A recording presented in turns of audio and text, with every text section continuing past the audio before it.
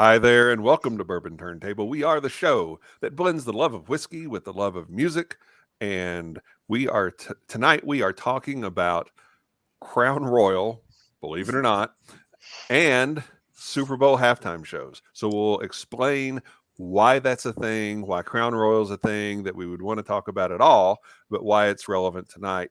But first, we want to remind you of something very important. Don't forget to like, comment, share, subscribe, hit that bell notification. Don't forget to comment if you're watching live in the chat. Leave a comment down below afterwards. Always remember that thumbs up. So thank you very much, Mike. We always appreciate your input to the show.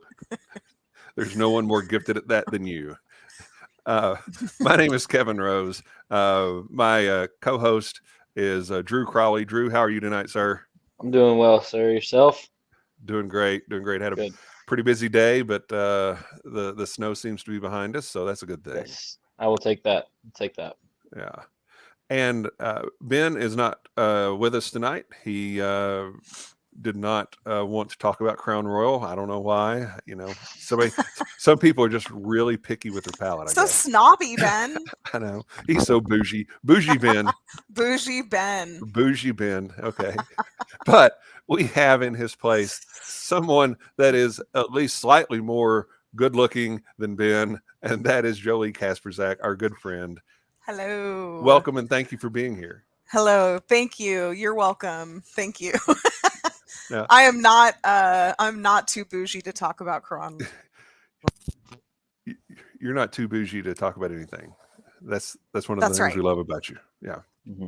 So we've got a show coming up in a few weeks where it's all about you. You know, it's basically the Jolie show. That sounds terrible. No, it sounds fascinating. It sounds fascinating. Everybody will love it. But we may have to come up with a new theme song and everything just for you. But, Stop it. But it's gotta be Madonna.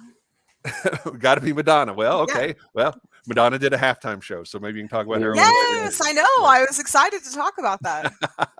So, but tell everybody just a little bit about you, where they can find you on social media, and what your gig is right now. So my name is Jolee Kasprzak. You can find me on Instagram at the Testarossa. I'm on Facebook too. So most people know me because I used to work at Spirits of French Lick. I was the marketing director, and work with Alan. Dang good marketing director as well. Thank you. One of the best in the biz. Thank you. I appreciate that. I had a great time working there. That's where I met Alan, and then hence our friendship forged and is what it is. Currently, I work for Patoka Lake Winery, and we are in the process of expanding. We are building a new distillery, and that will be Old Homestead Distilling Company is the name of that. Like it on Facebook and Instagram.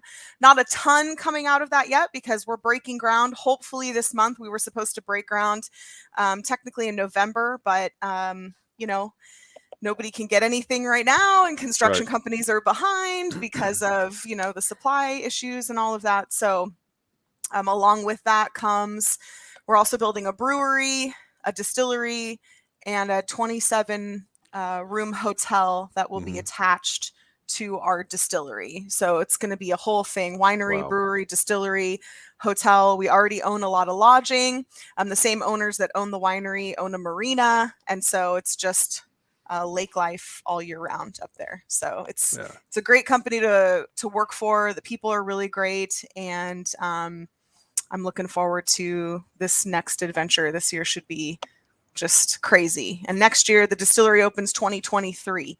So lots of cool things on the way. Yeah. Yes. That'll be awesome. And, thank you. Glad you're enjoying that. And everybody can already tell the impact that you're having there. Thank you. And with all the things that they've got going on, which are fantastic, they could not have somebody better than you on the team to make that work well. The growth is awesome because they've been really blessed in a lot of ways that like 2020 was one of their best years because they're right by a lake and everyone was out of work. And so everybody just went camping and pulled their, pulled their boats. And even though they were closed, their bar was closed, they were still able to serve. They have like 20 tanks of wine slushies, which is one of the biggest things. And people will just come and get like 10. I think the largest order they've had was 50. And they just load up their coolers and take them out onto the lake. But business is good. It's a great place. We've got a well-stocked humidor. We've got, a fireplace to chill in front of. We serve hot mulled wine in the winter. The ambiance is really cool. So I'm really excited to see Old Homestead take shape, and we're working on logos and labels and stuff now. So that's really exciting. Well, I have a question. Do they serve Crown Royal there? No. Wow. Yeah. So after tonight, you may have to go and convince them. So thankfully, farm in Indiana at farm winery permits and farm distillery permits, you're only allowed to serve your own alcohol and like beer. I don't know. You're allowed to serve I can serve Miller Lite, or I think it's bottled beer. I'm not sure. But there's weird, wacky laws after Prohibition. Everybody knows that. But those are the wacky laws in Indiana. So we're not allowed to serve Crown Royal. If you were, I'm sure that you would. Of course, I'm sure. You would probably make a slushy out of it too. Yeah, well, that would be the way you would want to serve it, right?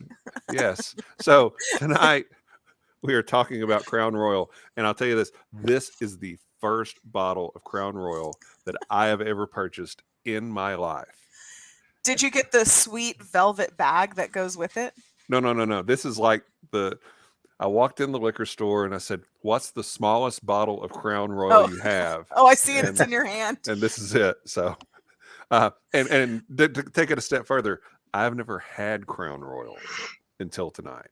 So I will lose my Crown Royal virginity right here on the show. I'm proud of you, Kevin.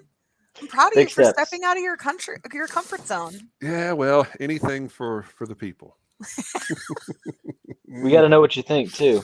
Sometimes they ask too much of us. I feel like. Hey. Okay. Ladies and gentlemen, cheers. Cheers.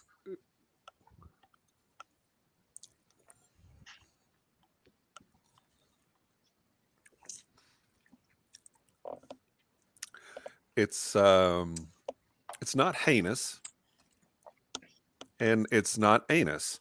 But it lies somewhere in between. It's maybe slightly above. It's very unremarkable. So who drinks Crown Royal? You're the marketing person, Jolie. What's the target market for Crown Royal? I can tell you there's a lot of people in Indiana that drink Crown Royal. I think that honestly, where I see it a lot, it was the first time I was ever introduced to whiskey was Crown Royal. One of my best friends always drank Crown and Coke, Crown and Sprite. That's all he drank. And it wasn't until, I don't know, a few years ago that he got into actual bourbon. But he kept saying, just try this. And I tried it a few times. And I was like, whiskey is not for me. And I just kind of wrote it off until I started working at a distillery. Right. But I mean, I think it's like a step above a well drink, right? I mean, is that... Depends on the well. Yeah. I mean, that's what I think. You hear a lot of people saying Crown and Coke. I think it's that middle ground. It's definitely not top shelf. It's not, bottom shelf either. It's somewhere in between. It is a good mixer. So it's easy pour for bartenders. And I think it's readily available. I don't think it's ever going to be allocated. No. But we'll get to that in just a second. So, Drew, if you're comparing Crown Royal to say Beam White Label, Yeah. or, I mean, or Old Number 7, Jack Daniel's yeah, Old I was Number gonna say 7. it's the Mhm. Canadian equivalent is kind of how I've always thought of it. Those Yeah. three in Mhm. particular stick in my mind. As kind of the same three. Maybe Evan Williams Black Label would be another one that we see here in Kentucky. Kind of those four. Yeah. And then the other one I would kind of put it in would be like Bullet Orange Label. Those kind of make up Okay. that. The well pours, and for the folks that maybe have a less experienced whiskey palate, that Mhm. might be a decent gateway. Right. It also may be a good gateway, from somebody that's maybe a Highland Scotch drinker to kind of bring them into a more American style Mhm. whiskey. It's a little bit more of a transition. So it's got a little bit more depth of flavor. It's not necessarily what I love, and I think a lot of it has to do with the association of it. It's also, like Jolie said, it is everywhere and it is Mhm. cheap. Yeah. And so that, at least in my time, was a lot of parties and, Right. chugging, you're making jungle juice with it. It's not a sipping whiskey. Yeah, that's kind of where it lives in my mind. Okay. Yeah, I think the two. I mean, it's a mixing, whiskey. I don't think you ever hear someone saying like all of a Crown neat. You know what I mean? That's not its job. It's, similar to Jack Daniel's. It's or Jim Beam White Label. It's a Mhm. mixing whiskey. I mean, you mix it with Coke, you mix it with Sprite, Mountain Dew, I guess. I've seen that. All right. But yeah, it's So a bar here we go. it's a bar drink. Got some Mountain Dew. Don't do it. Don't do it, Does that Kevin. improve it? Huh. So we'll see. Did you So- just pour that into your Glencairn? Yeah. What else did I have to do? I could have poured. I guess I could have poured the Crown Royal, The Crown into, Royal the can. into the can? I feel like No. that would be more appropriate. Mountain Dew is a Pepsi product, right? Yeah. Mhm. That's another little intro or interwoven thing for our theme tonight. The presenting sponsor of There you halftime go. shows is Pepsi Pepsi. So halftime there you go. show. You're Yes. combining both of our themes for the evening. This is all coming full circle. We're going to You- we're gonna create world peace before the show's over. The things you do for this show. But okay, so Crown Royal, 80 proof Canadian whiskey, 64% corn, 31.5% rye. So it's a high rye whiskey. Mhm. And Yeah. they got in trouble at one point for saying that it was a bourbon mash. Because yes, while if it were made in the United States, it would qualify from a mash bill standpoint as being a bourbon. They've got about 1.5 million barrels in storage, which is about a third of what I think Jim Beam has, maybe a little less than a third. Now, and here's where the allocated thing comes in. They've got these different flavors: Yeah. apple, salted caramel, vanilla, and peach. Do I remember correctly that at one point a few years ago, Mhm. this peach Crown Royal was just popping off the shelves and people were trying to hunt it down like it was Weller? It's allocated now. Yeah, it's still kind of hard to come by. Wow. It's nowhere around here. And I saw it in Kentucky at Tim at Evergreen, and it's one per customer. So Wow. it's not easy to find. And I always said like that whiskey would be perfect for baking. And I said for years, we talked about this before the show started, Drew, that it would be a good whiskey to mix with iced tea. Mhm. And then this year they came out with ready to drink cans of Crown and Coke and a peach iced tea. And I got that tea and it was delicious. It was really good. I was like, this is genius.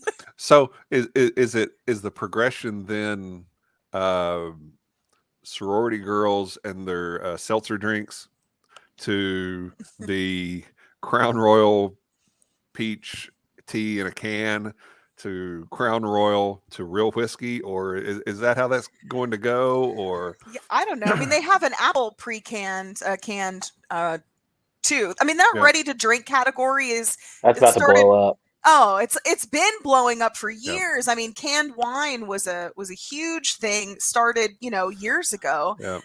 But that ready to drink category is just huge. And I think that they're right to hop on that wagon. Yeah. And like I said, it's a mixing whiskey and they know that. And so they're already mixing it for you. So they've got the Crown and Coke can, they've got the peach tea. I don't know what the apple was mixed with. But it's in a green can, and similar to that bottle, the packaging is on point. The cans are textured; they have a great feel to them. It tastes exactly like I think what you would want it to taste like. It's got plenty of sugar in it, which I think is that market. That bottle is beautiful. I mean, it really is. The shape of it is beautiful. It's a molded bottle. Is it a screw off cap? What I have is yes. I think that they all are. Yeah. And they come in the little. If you get the bigger sizes, they come in a little bag and. Yeah, and like a purple little velvet bag. Yep. That I kept all my jewelry in when I was 23. I thought I was hot shit. I was like, oh, it's my Crown Royal bag full of fake pearls. Classy. Super classy. Nothing says classy. Right? Like fake diamonds inside a Crown Royal bag. Costume jewelry in a Crown Royal bag. Yes. Right. Exactly. Oh, wow. No, okay. We were talking about the whole canned drink thing, and I was at an event, that a local liquor store was putting on, and they had a big tent out in front of their store, and the sign said they just had a few drinks that they were making there, and it said Jim Beam Highball. Okay, well, all right, I'll have that, and they hand me a can. I'm like, what? No, I don't want a can. I want a real drink. But I had the can and it was fine. It's not necessarily something that I would gravitate to, but it's a segment that's really taken off. And you're not their market audience. No, I'm not. I could tell you whose market audience I am, but that would be a completely different show. Their target audience is 23-year-olds keeping costume jewelry in a Crown Royal bag. Yep, I'd say that one's accurate. Oh, wow. All right. Well, any other thoughts on Crown Royal? That one of the other things we had talked about with it. And I don't have it on the little graphic there, but they're owned by Diageo. Okay. Right. Which is obviously a monster in the spirits industry. They have a huge portfolio. I was looking at that before we started. And I mean, there's they run the gambit of spirits too. There's no specialty spirit there. I mean, they're really all over the place. Yep. Yeah, it is. They've got some really high end stuff and some really low end stuff. Right. Well, I think just about every one of the college party drinks has come through Diageo's portfolio brands at some point or the other. Right. Yeah, Diageo has a little bit of everything. But any other thoughts on Crown Royal or any of this other little rabbit trails we went down during the conversation? No. Okay. Well, what we want to do now, before as we're wrapping up side A of the show, before we flip over to side B and talk about Super Bowl halftime shows and our little commercial break, we want to tell you about the Alan Bishop experience. This is going to be fascinating. We're going to play the trailer for this in just a moment, but it is a documentary that Bo Cumberland has put together. And if you're not familiar with Bo's work, you should be. He's done some really fantastic documentaries for our friends over at the ABV Network, especially. But this is something that he and Alan are doing on their own. Obviously, no correlation with anything Bo did over at ABV, but this is it's just a lot of fun. And I got to be involved just a little bit, and Jolie quite a bit. But you'll see that as we play this trailer. Jolie, anything to set this up? And we've been working on this for 2 years now, maybe 2.5. Like really, when we first started, when he and Alan first started talking about it. Mm-hmm. So yeah, I mean, there's been a lot of trips, and a lot has happened in that 2.5 years, 2 years. So it's been kind of fun to watch it progress. But no, it's a lot of fun. And I keep saying, like, I asked Alan, do you think, because we've seen it, and then Bo does, he'll add more things, and he's still got a few people that he's interviewing for it, and then he'll send it to us. What do you think of this or whatnot? Mm-hmm. But I mean, it's so entertaining. And I said to Alan, do you think we think it's entertaining because it's really just like our friends, like totally, like we're just screwing around every day? But I do think that, that first of all, I think people should know more about Alan. And I think that people should kind of realize how deep that well goes. And I think a lot of people see his snarkiness or his weird little videos online and don't really realize just how intelligent he is, and that it's all self-taught. And I think once people start kind of picking up on that, but there's a lot more information in that about him and where he's at and where he comes from, and Kim's on there, his wife. So yeah, I think it's fantastic, and I think it's going to be a lot of fun when it comes out. All right, so this is a couple minutes. So sit back, relax, get out some popcorn with your Crown Royal, and Alan would really appreciate. Yeah, insult Alan and drink Crown Royal while you watch this. We're promoting his the trailer for his documentary while we're drinking Crown freaking Royal. All right. So without further ado, enough of my yakking. Let's boogie. Here it is, the Alan Bishop Experience. I am absolutely hornswoggled by the amount of people that actually like hanging out with Alan. Hello, my name is Bo Cumberland, and in 2020, I started on an adventure to document some of the distilling work of Alan Bishop. I had an idea of what I wanted. Over the past year or so, none of what I wanted actually happened. Instead, I was taken on a roller coaster ride of my life with Alan Bishop in control. Like drinking a shot of Malort while drooling over the famous picture of shirtless Hunter Coffee with that badass tattoo covering his bare chest, while Amzie stands next to him trying to figure out the shocker. This ride was way too awesome not to share. To lost UK basketball games and burning couches in Lexington. Cheers. Cheers. Chicago. Oh my God. Oh, he really just hurt Oh, me, dude. God. Just wait. No, it already hit me. It's awful. We have a great dynamic. I think a lot of people see us more like siblings than coworkers, and I'd say that's a good representation of our relationship. Alan can't talk today, and it's the best day of all time.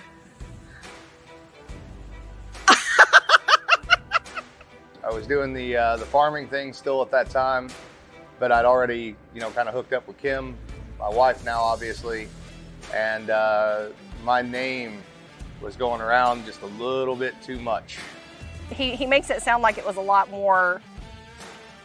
I like beat him with a stick or something. I said, no, we just really need to, you're good at this, you're passionate about this, and you could learn a lot if you were in the industry. There's only so much you can do in the woods. And when he told me he wanted to be the distiller, I was firmly behind it.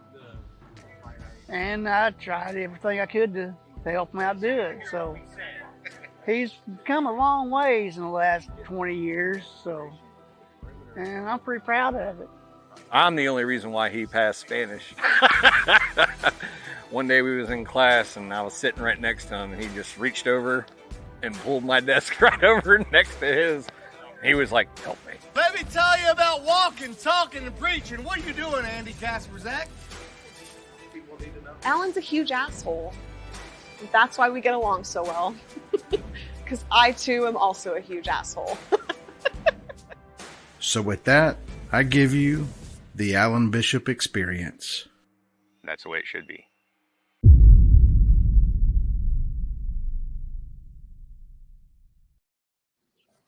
Yay. Looks like fun. Shenanigans all over the place. It'll be awesome. 100%. That's what everyone should know going into this. Like, it's super fun. It's all shenanigans. I mean, there's a lot of info in there and stuff, but it's just a pure good time. Yeah, it'll be great. And I think Bo said it would probably be out around March. Yeah, So, that's what we're shooting for. Yeah. So when it gets released, I know that we're looking at doing some showings and such, release parties and things of that nature. So obviously those will be promoted all over social media, including this show as well. So we'll look forward to that. Congratulations to Bo. He's done an excellent job, and being able to be around a couple of times when Bo was interviewing people and doing some filming.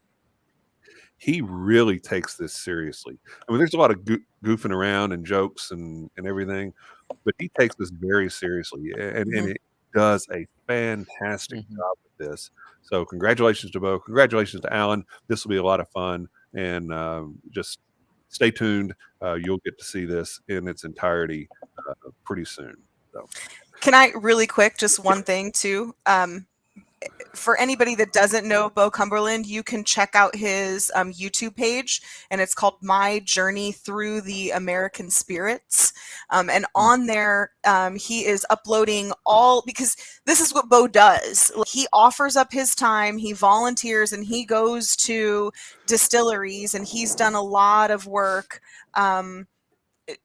just filming the whiskey community, filming distilleries, and it's wherever he wants to go. Like he's now putting together little shorts, 15-minute shorts on distilleries that he visits. But I know that he's done a lot of videos. We worked together when I was at Spirits of French Lick. He did our Maddie Gladden and Lee Sinclair series videos. I know he's done stuff for, like you said, the ABV Network, Neely's Distillery. I mean, and he is a friend of everybody he works with, and he does take it very, very seriously. So kudos to Bo, but definitely check out his YouTube channel, My Journey Through the American Spirits. So it's awesome, and everything that he does is on there. Yeah, he does a great job, and I know everybody will really enjoy it. Yeah. So to make a very unsmooth transition, let's talk about Super Bowl halftime shows. Yes. And so there have been good and bad with this, and I mean, for the first, I don't know, 20 something years, the halftime show it's like you're going to a college game. There's a marching band, okay, yeah, and then you had a few years with Up With People. And things of that nature. So it was not really taken seriously from Super Bowl I, which was in 1967, to really through 1989. And 1991, they tried to get some bigger names. I think Gloria Estefan was involved. But 93 was the big breakthrough year for it. And that was the year that Michael Jackson performed. Yeah.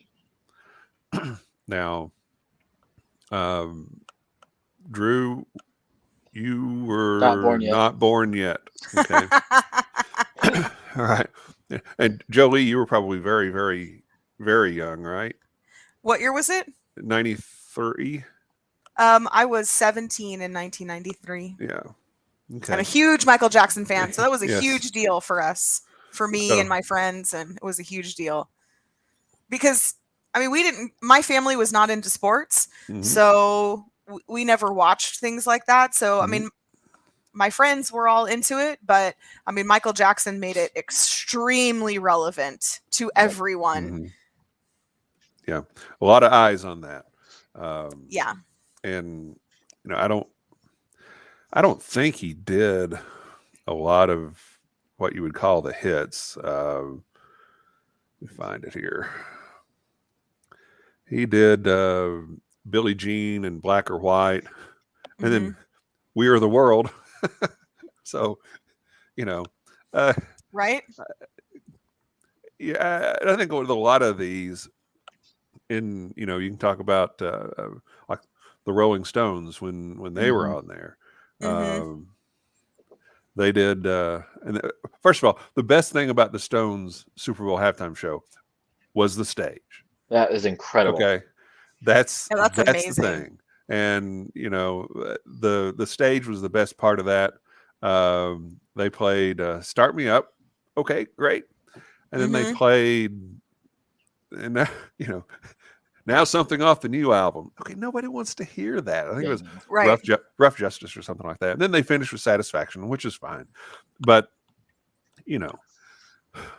nobody's tuning in to the Super Bowl halftime show to hear what the Rolling Stones' latest album, a single off the latest album, play Jumpin' Jack Flash, play Get Off My Cloud, play Brown Sugar. Well, you could have played Brown Sugar then, but you can't play that now.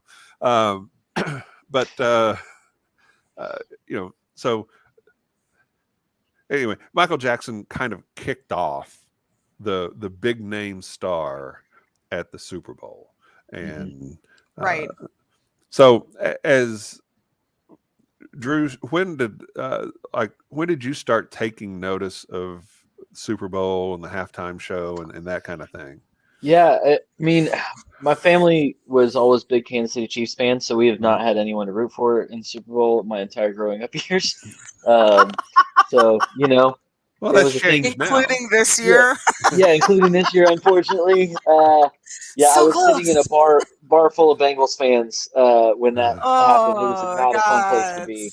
Not a fun place to be. But anyway. So I would say probably like maybe 10 or 11, we would do like little things with church groups or, people around. And the family I grew up in and the church I grew up in, they turned the TV off during the halftime show because it was not necessarily appropriate. They would also turn it off during commercials because you can sin. The best part. You see the wrong commercial. So anyway, so I actually had never really watched it until I moved out of my parents' home, and that was probably the first time I actually watched the Super Bowl all the way through. Okay. So, yeah. Okay. That was just the way it was growing up. So I've since gone back and rewatched many, performances via YouTube and things like that. But that was not really a part of my growing up years at all. Yeah. So, any particular favorites for you, Jolie? Oh, Prince, number one. Yeah. Absolutely, hands down, was the best Super Bowl performance ever. And I will fight anyone in a swamp that tries to disagree with me. That guitar, holy crap. I mean, that suit, I mean, he just, his swagger. I mean, he's just one of the best guitar players in the world and knows how to put on a show. And that show was no different. I mean, it was just phenomenal. In the middle of a downpour. Yeah. Oh, yeah. And in the middle of a downpour. And he didn't care. He said, bring it on. This is great. He was excited like, about it because this is going to make it different. And there's like, threats of, they're talking about lightning strikes nearby, and he didn't care. He's out there on stage. He doesn't care. Yeah, he didn't care. And there's not one that there are some good ones. There are some really bad ones. There's some good ones. Prince is the best.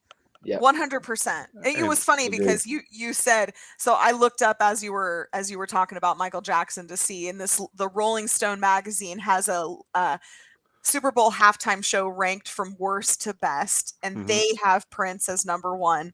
But I guess I didn't realize like the weird like menagerie of people that they kind of slapped together for so many years. Oh yeah. Yeah. Like, okay, 2000, for instance. Phil Collins, Christina Aguilera, Enrique Iglesias, Tony Braxton, and Tina Turner. Like what? Well, yeah. And don't forget, Edward James Olmos was the narrator.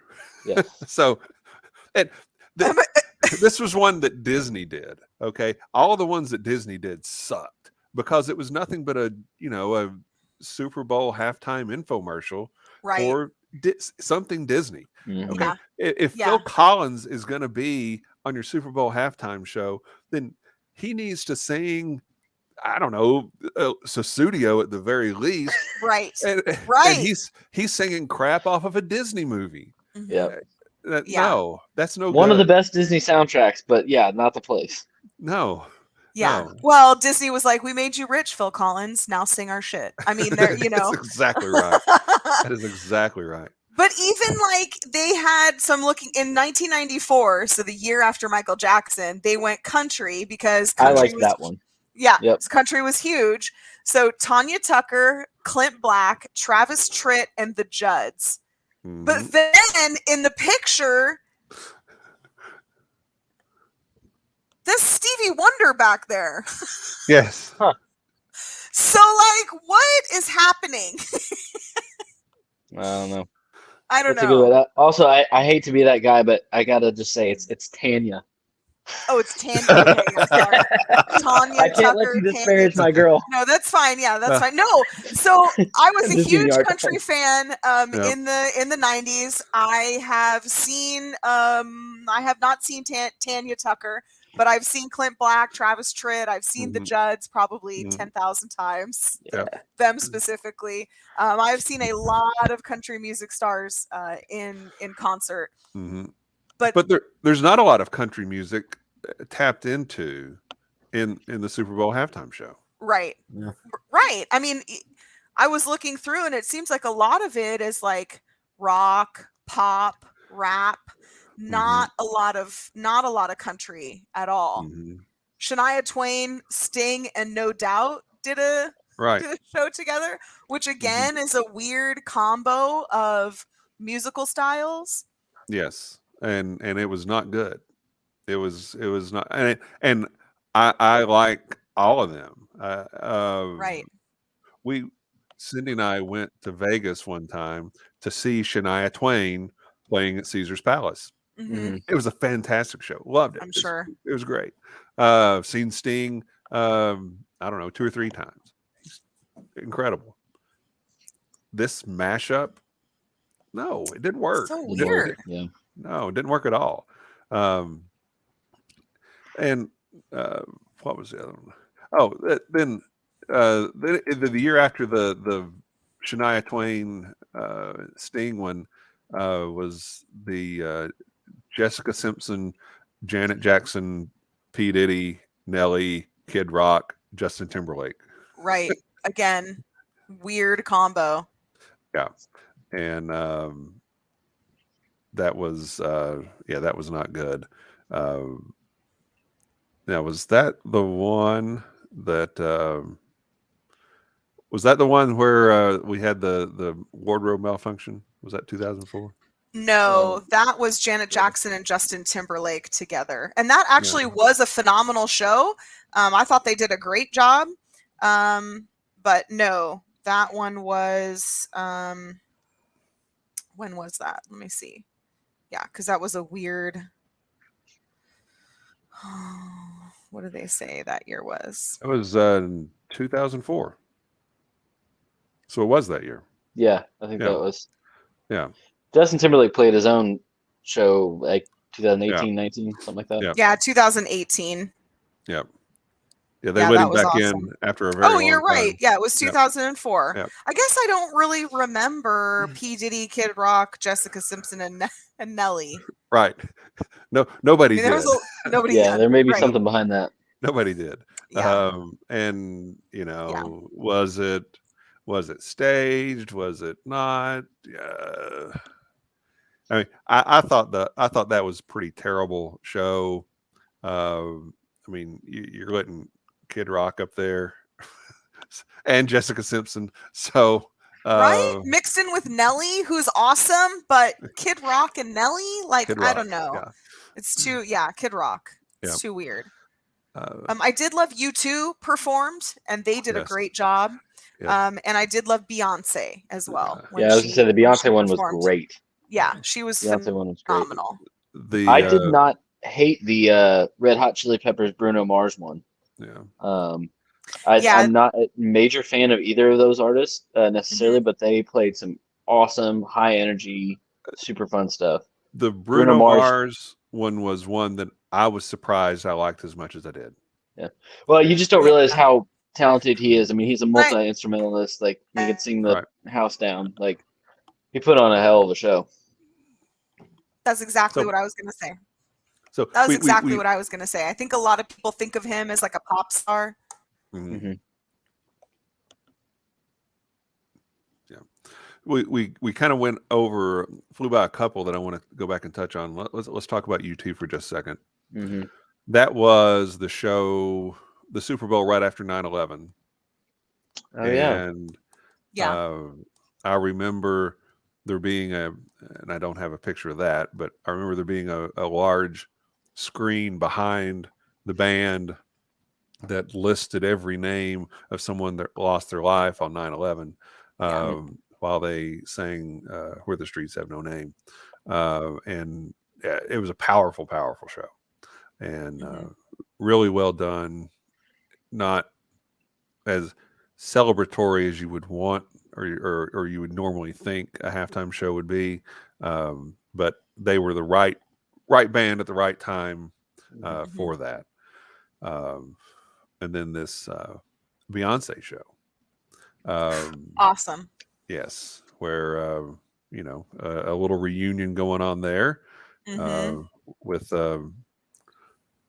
Destiny's Child, and so that was nice to see that reunion.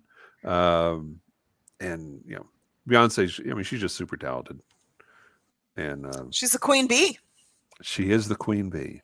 She's the queen bee, and she holds that title for a lot of reasons. Yeah, a lot of reasons. She's a classy woman. Mm-hmm. All right. So, any others that you are particularly fond of, or you have a good memory of, or? So the year that Andy and I started dating, I think it was 2012. Madonna played the Super Bowl. It was 2012, or I think so. Yeah, 2012. And so Andy was, look at her. Whew, so amazing. I love Madonna, and I would pay, like, tomorrow if tickets came out and they were like $1,500, I would be like calling my bank being like, I can't make my house payment this month. I got to go see Madonna. Go see Madonna. She was my first cassette tape. She was my first, Michael Jackson was my first love, but she was my first kind of road into, I don't know, things that you're like, what? You'd never seen anything like that before, as a kid. Yep. But I had such high hopes for that halftime show, and Andy is not a fan of Madonna, and so he sat in my apartment and we watched the halftime show, and I was just like so excited, and then it just was really underwhelming. It was a great memory because it was the first time that Andy and I had watched the Super Bowl together. I mean, I was so excited, and she did a good job. What people didn't know is that she had fallen and basically almost broke her ankle like the day before practicing. So she was very light and she couldn't do a lot of things, but it was very underwhelming and sad. I wanted it to be so much better than it was. The real downside to the Madonna show, LMFAO. Yeah. Why? I mean, why? Yeah, exactly. Why? First, why put somebody who is like Madonna, and then they're like, I mean, they're just this fly-by-night little band. Like, she requires somebody of equal, weight. But yeah, that's their weird pairings. Now, one that some people say is kind of like the new Madonna in many ways is Lady Gaga. That's another one. I was surprised how much I enjoyed the show. And you can see the picture there. She is basically flying in from the top of the stadium to the stage. And I'm not a huge Lady Gaga fan, but I certainly respect her talent and what she does. But I thought her show was fantastic. That was another one too, where obviously she's hell of a performer and singer, but she did exactly what that particular gig requires of put on a big show and play the hits. And she does that. She's so gifted. I mean, you guys know this, but she has 2 jazz duet records with Tony Bennett. She's got a country duets record out with Billy Joe Armstrong from Green Day. And she's done all these other, things on her own. And given the opportunity for the biggest stage in the world on the biggest night, with the most eyes, she just delivered an incredible show. Well, and I think that a lot of people do compare her to Madonna, and in her, she put out a documentary several years ago where she actually talked about how she hated being compared to Madonna. I don't think Madonna was very nice to her when she met her. She talks about that, which also doesn't surprise me. I mean, it's Madonna.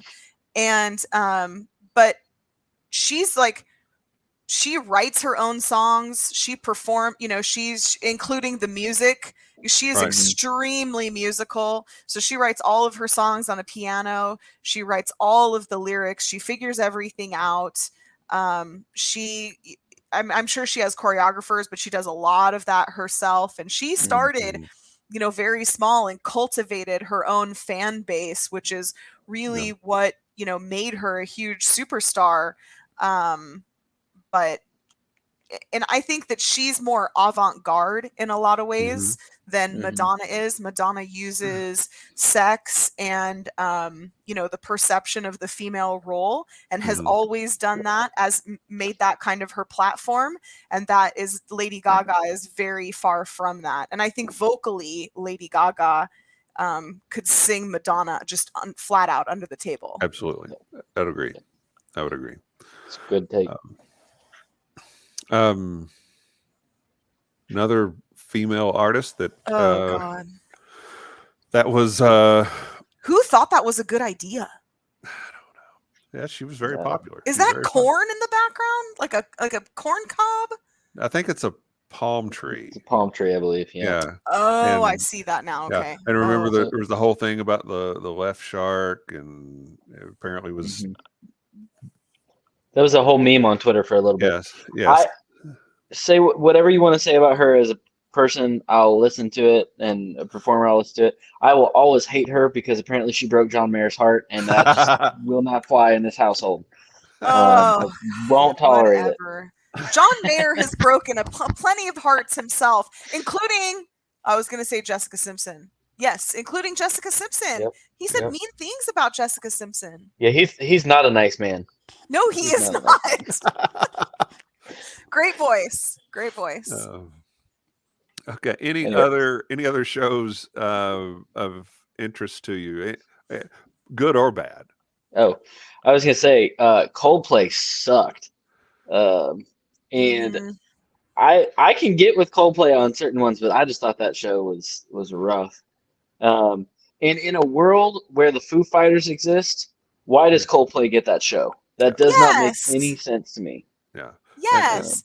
But man, I mean, they are one of the biggest bands in the world, right? Yeah. So right. Has the Foo Fighters, have they never played? No. Nope. No. Oh, okay. Not even, that should be the next segment, right? Yeah. We're talking about who should be. Yeah. And yeah, so let's just kind of jump into that. Who do you know of? Who do you think should have had that gig that hasn't? And I think the Foo Fighters is an obvious one. Yeah. Has Elton John? Has he ever done one? I don't think so. Do you think Elton John's too big for that? Like they're like, Maybe. do you want to play the Super Bowl? And he's like, no. Yeah, I don't know. You know what I mean? Like he's kind of like he's like royalty up there too. I feel like. Right. He might be, beyond that at this point in his career. I think he would put on a great show. The other one that I'd love to see would be Metallica.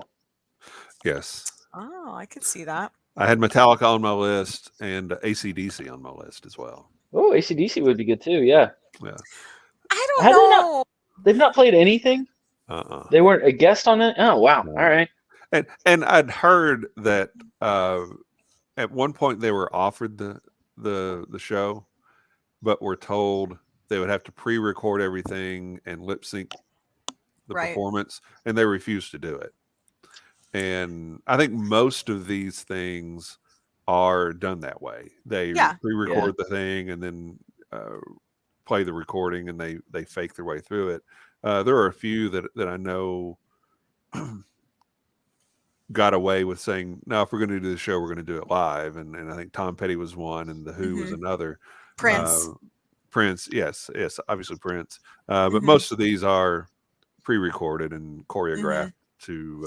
Well, and to be fair to the performers, there's a lot that can go wrong in a show. And there's a lot that can go wrong on a stage assembled in like 15 minutes. You know what I mean? And so there's, I think that a lot of people think, oh, they're lip syncing. Like a lot of people said that about Madonna, Beyonce as well. I think lip sync some of her stuff, but there's a reason they're under contract. They're contractually obligated to do that. But because there's a lot that can go wrong on one of the largest nights in television, on one of the largest nights in sports, and they want the perfect product. So, I can understand why they would want it pre-recorded and, and have them lip sync so that there's no mistakes. So I can appreciate that from a logistical managerial standpoint. You cut out a lot of, you don't have to worry about working mics and all of that when you're trying to get everything plugged in a very, very short period of time. Yeah. So no, if you're doing it and you've got 24 backup dancers and people coming on and off the stage and, to hey, they're going to come in and they're going to sing backup on the chorus of one song, and then somebody else is going to, absolutely. But if you're doing this like Metallica would do it, or like the Foo Fighters would do it, I mean, none of that nonsense would be going on. They would go out there, they would start the show, they would play their 4 or 5 songs, and then they would get off the show, get off the stage, and it's done. So I think John Mayer would be a logical one. Have all of his ex-girlfriends come up and sing some songs with him, maybe. I don't know. I always thought Garth Brooks would make an awesome halftime show. Yeah. Just because his concerts are so packed full of energy, and he's such a great performer. And everybody knows a Garth Brooks song that they love. Everybody. I don't care if you hate country music. There is a Garth Brooks song that the lyrics to. At least one. At least one, exactly. Chris Stapleton, I think, would be another one that would be very good with his popularity now. So I think there are a lot of folks out there that would be a good fit, but I don't know it's going to hit the market that the NFL is trying to target. We're probably going to get freaking Machine Gun Kelly or some crap next year. He just performed. I just watched this. So he performed at a hockey game last night. Andy had it on. And literally we sat there like this the whole time he was playing, because I thought that he was known for being a rapper, because I remembered he challenged Eminem, which I thought was hilarious. But he's not the guy you want to challenge. He sang most of his songs, and we were like, wait a second. And he wasn't bad. I mean, it wasn't, it wasn't terrible, but I was just kind of like, why is this guy relevant? Like, I don't know. Because of who he sleeps with. Right. You're not wrong. You're not wrong. That's the whole thing. Yeah. Okay. So this year, on Sunday, we will have Dr. Dre, Snoop Dogg, Eminem, Mary J. Blige, and Kendrick Lamar. That's going to be awesome. Spoiler alert, if you want to know what they're going to sing, just go to Wikipedia, and it has the lineup out there. But if you don't want to know, if you want to be surprised, don't look. So, I think that'll be interesting. We'll see how it all comes together. I think that trying to assemble some sort of super friends of performers at these things doesn't always go that well. So we'll see. Those people have the same fan base, though, right? I mean, they have, that's a hip hop, rap, R&B with Mary J. Blige. that's they're not like pulling like Shania Twain and like Paul McCartney and sticking them in there. Like before they've had just like random people that they put together, and you're like, why would you do that? These people seem like a lineup. They're also, a lot of them, not Kendrick Lamar, but isn't Eminem? I thought Eminem was performing as well. Yeah, he is. But they were all, had the height of their careers in the early to mid 2000s, so and started in the 90s as well. And Kendrick Lamar is just mad talented, so but that grouping makes sense to me. Yeah, I would agree.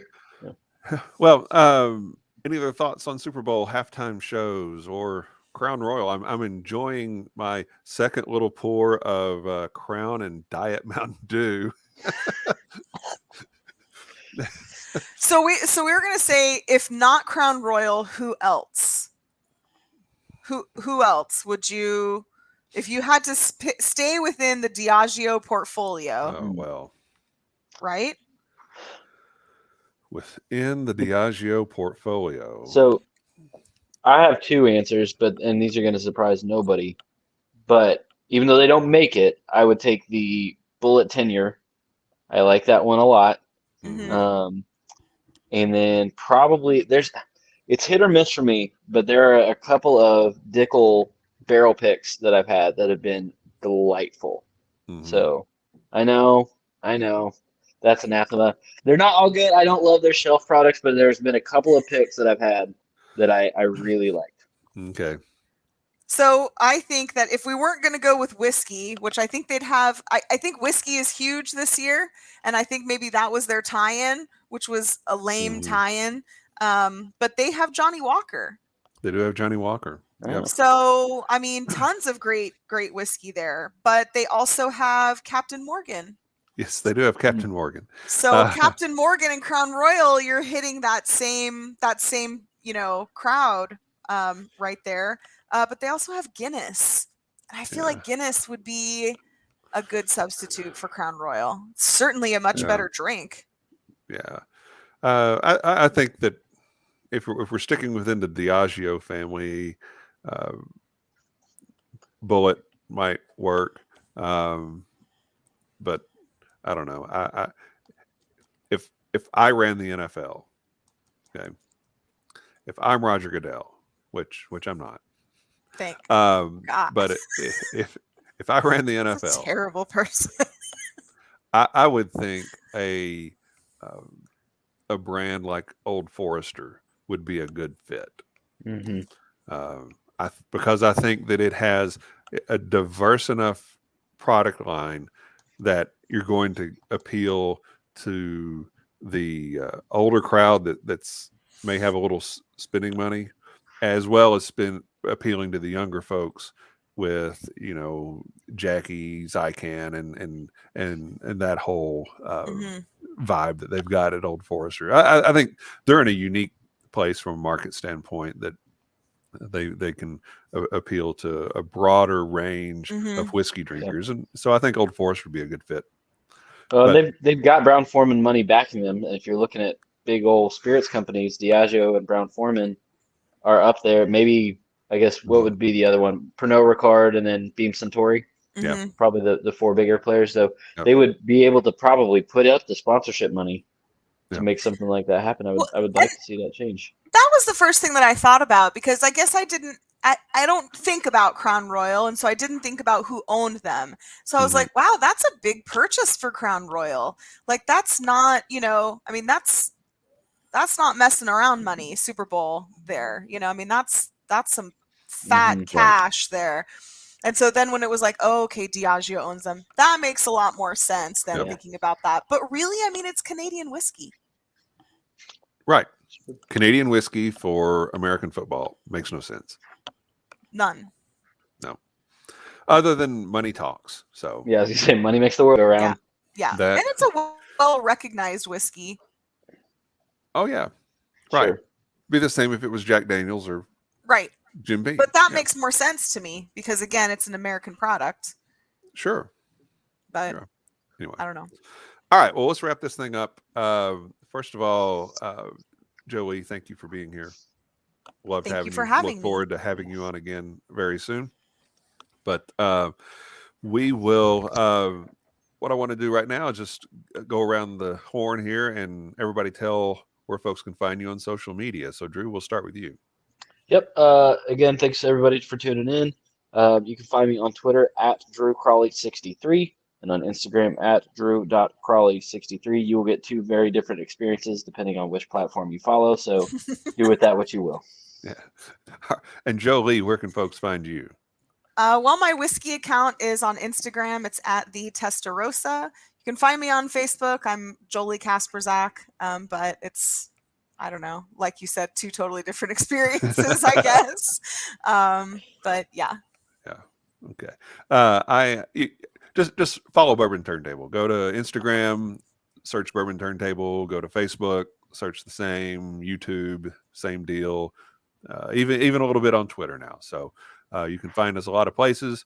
You can find us the show on YouTube as always, and you can also find us now on your favorite podcasting platform. So be sure to subscribe to all those great things and say nice stuff about us, and that will make us happy. So, Drew, we have a show coming up next week. It's going to be a very, very special show. Tell us about it. All right. So we are going to have some other guests. We've got our friends, the Ewalds, coming in, talking Valentine's Day, all things love and all that junk. And we're doing some cocktails and some love songs. So it's going to be a great show. Tune in whether you're in love or, hope to be in love or whatever. We're going to have something good for you to listen to. They are the perfect people for that. Yes. They really are. Love and junk. That will be the next show. So, all right. Wait a minute. I got to get something in my glass before we cheers to sign off. So a little bit more Crown Royal here. It's 80 proof, so it's not doing much damage. Don't forget to pour that Mountain Dew into your Glencairn glass. God, it hurts my soul, Kevin. All right. Hey, on behalf of Drew, Ben, who is absent tonight physically, but his heart is with us, I'm sure, and Jolie Kasprzak, our very good friend. Cheers, love, and free bird. Cheers. Good night, everybody.